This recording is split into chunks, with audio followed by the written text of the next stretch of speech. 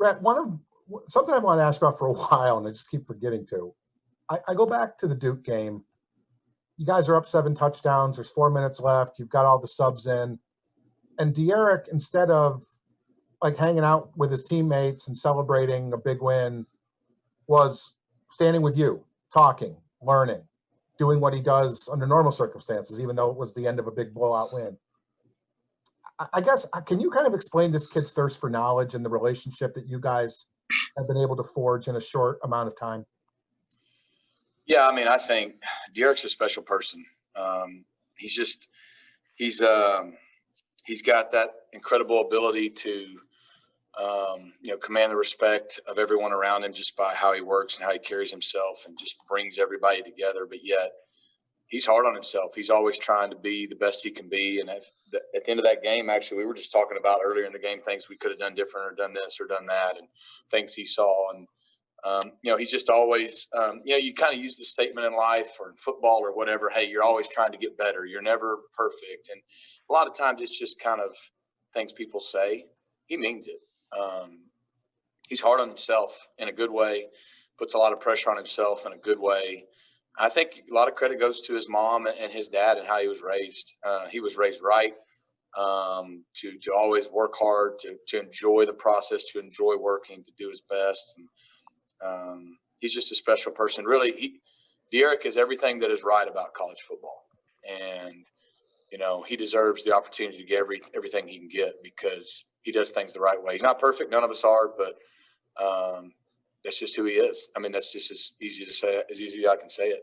To follow up, Coach, obviously it's been a long, long time, probably high school, I guess, when he's been in the same system 2 years in a row. Just how much does that raise the ceiling? Just the fact that there will be continuity. What can that do to his game? I think it's huge. I think when we were talking over the last month and a half, and when he came here, it's a 1-year deal, right? I mean, COVID did not happen. None of us ever thought this was even going to potentially be an option. I think the more he started thinking about it and wrapping his brain around what he wanted, that's one thing he brought up that I really hadn't thought of, to be honest with you. But in college, he'd never been in the same system with the same coordinator twice. And I think there's some excitement there with, I know offensively there's a chance we could have a lot of guys back. We infuse some new additions with the signing class, et cetera. And, just a chance to, again, try to improve, we think we've set a foundation, but we know we can be a lot better. And I think that part, again, excites him. I think college football, he loves college football. And this was such a unique year, and hopefully to have an opportunity to have a year where stadiums are packed, the atmospheres are real. I think, like I said, he's everything that's right about college football, and I think it'd be hard going into next year to find another guy that means more to his team than DEriq. Thanks, Coach. Merry Christmas. Happy holidays. Merry Christmas. Coach, we've got Manny Navarro from The Athletic. Manny, go ahead. Hey, Coach Lashlee. Merry Christmas as well from me. Hey. I wanted to ask you, we haven't had a chance, I think, to talk to you since Jake Garcia signed. Just getting that commitment from him. Obviously, you guys didn't know what DEriq was going to do, but just getting him and now what it means that DEriq's coming back, what that can do, as far as buying Jake time to develop. Same thing with Tyler, all the other quarterbacks behind DEriq to have another year in your system. Yeah, I think all the things you just said are right on. I mean, every year you're trying to sign, in a perfect world, trying to sign a quarterback with each recruiting class, because as people see in college football, you've got to have good quarterback play to have a chance to be good on offense or even to win. Obviously DEriq coming back, we hope brings great stability for us here with that. But you got to look still down the road. You can't ever assume and get comfortable that you've kind of got the quarterback position settled. And we have some good guys. I think N'Kosi Perry's been great this year. I think Tyler Van Dyke is still got a huge future. Just coming through probably the weirdest freshman year anybody could ever have. And then we really feel good about Jake coming in that next signing class. And, since Coach Diaz has become the head coach here now, we feel really good about that's 2 straight recruiting classes, that each class has a quarterback that we think can win and fit with what we want to do. And as you see kind of how – look, we know DEriq's a talented player, but who he is, the leader he is, how mature he is, what he brings to the table, and it's not just him at that position, that's huge. And what he has been able to do on the field is huge, but what he's done behind the scenes has been even bigger. And I think that's why you see how much his teammates love him, and everybody does. We've got, once he leaves, that next guy, whoever it is, whether it's Tyler, Jake, those other guys in the classes to come, they've got to have that same bond with their recruiting classes and our team. And so getting those guys in here, giving them a little time where, you hope that health isn't an issue to where they're thrust into the action sooner than they have to be. But I know Tyler and some of those younger guys and Peyton Matoka that we have, they've benefited from watching how a veteran like DEriq King does things. And I know Jake and Tyler and Peyton, all those guys that come in, to have a year behind a guy like that, it's that way at every position. But at quarterback, that's a big plus, I think, for those guys in a world where everybody wants you to start as a freshman and there's all that pressure. If they can recognize that they have an opportunity to not just learn the game and the offense and this and that in college football, but how to be that guy at a place like Miami, I think that's probably more valuable to those guys than anything. And then just from an overall offensive standpoint, you look at the numbers of what you did at SMU from year 1 to year 2, just the jump that you guys took, points and yards, everything. Do you feel at all like that's the next step here for this same group, and especially having DEriq back, that you don't have to sort of bring in a new quarterback? And can you make another huge leap? Because you guys already did make a big one just from last year to this year, but I'm talking about year 1 to year 2 in your offense. Yeah, I mean, you hope that you can make a big jump in year 2 in a system, especially if you have a lot of guys coming back, which we're optimistic, that we will. And we did at SMU. We did have a different quarterback, obviously, in year 2. That was a big deal. But we did bring a lot of the other guys around him back. And just there's a lot to be said for that. Hopefully we'll do even better as coaches. We know our guys better, maybe, try to tweak some things to fit our guys better and be more consistent. But there's no question. I mean, look, if you're at the University of Miami, you got pressure, you got expectations every year.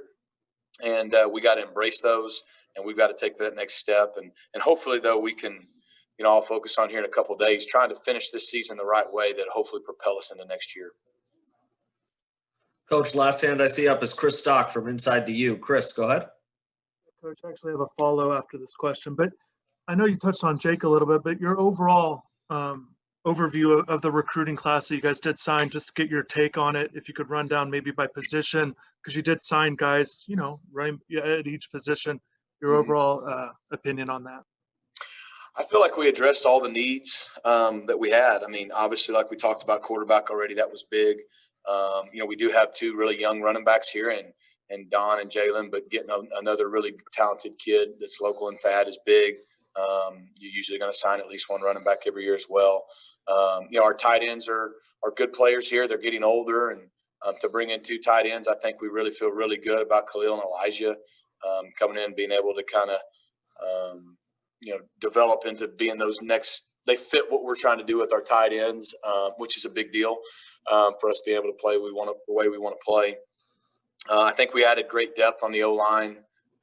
We have some long guys at tackle that have athleticism that can really grow into really good players. But even internally with centers and guards with Big Baby and Ryan Rodriguez inside, because while we have a lot of O-linemen coming back this year, the next year we have the potential to lose a lot of guys. And so it was important to get guys in a year early to where, kind of similar to the quarterback situation, they can hopefully get bigger and stronger and develop and learn football at the college level, because it's hard to play early as a freshman O-lineman. But that next year, we're going to need a lot of guys in this class and that class to be able to take the jump. And then I think at receiver, our receivers have made great progress this year. We hope to make another big step there next year, but to get some really 3 of the best local receivers down here to come stay home, and with Romello and Jacoby and Brashard, we think they all fit what we're going to do. We need depth. We need, and we need to continue to get better at that position too. So to your point, I do think we addressed every position. I think our staff was awesome, to do this in a quarantine year where there's, I think I met every guy, because I was here in January for like a 2-week period to go out, and I couldn't talk to them, but like I met them on the phone. We had a junior day, so they were able to come here. You got guys like Rob Likens, who didn't get here till after the recruiting was over. He never met these guys in person because we couldn't go out and they couldn't come on campus. And so for our staff to be able to develop those relationships, I think says a lot about the University of Miami. where people believe Coach Diaz has taken our program, and really those guys' commitment to wanting to be here. And that's big. You want guys that want to be here, because I think the guys that want to be here will maximize their ability. Yeah, and just my follow is just Oklahoma State, your thoughts on them and the bowl game, maybe what you're seeing from film. There's not much they don't do well on defense. They're one of the top defenses in the country. They're one of the top in the Big 12. I think they're top 10 in sacks, top 10 in negative plays. They're like third in the country in third down defense. I want to say it's like 26%. You watch a 3rd and 1 to 2 cut up and like, I don't remember a conversion. That's crazy. You get in 3rd and long and you'll have nightmares about what they do in 3rd and long. So they do a really good job of pressuring the passer, creating negative plays in the run game, and they play really tight coverage, which we've seen from people in our league this year, but they do it as good as anybody, and they do it in a really, a big offensive league. They don't give you a lot of easy throws, and you got to earn everything in the passing game. They try to make it really hard for you to run the football, which all good defenses do, and try to make you one-dimensional. I think 5 of their 10 games have held people under 20 points. So we got a great challenge ahead of us. We need to come out and play our best game. We need to play better than we did, especially the first quarter and a half of our last game, to give our guys the best chance to win. And so I do know this, our guys have prepared hard. They want to come out and play a lot better than we did in our last game. And so we're going to need to do it.